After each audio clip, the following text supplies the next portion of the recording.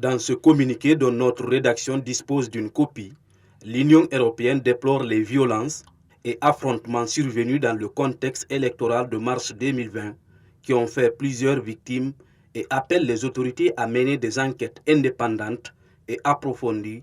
afin d'en poursuivre les auteurs. L'Union européenne appelle au respect des libertés publiques, notamment le droit pour chaque citoyen de manifester pacifiquement dans le cadre prévu par la loi sans être inquiété et d'exprimer des opinions politiques sans être arrêté ou emprisonné. Il importe d'éviter des violences et une détérioration de la situation avant, pendant et après le scrutin. Dans ce contexte, l'Union européenne réaffirme son plein soutien à toute initiative de la CEDEAO, de l'Union africaine, des Nations unies et de l'Organisation internationale de la francophonie visant à désamorcer les tensions et à rétablir un dialogue entre les parties en vue de renforcer le cadre électoral. Outre, l'Union européenne salue à cet égard la mission tripartite de haut niveau de la CEDEAO, de l'Union africaine et des Nations unies attendue à Conakry ce jeudi 1er octobre 2020. L'Union européenne appelle donc l'ensemble de la classe politique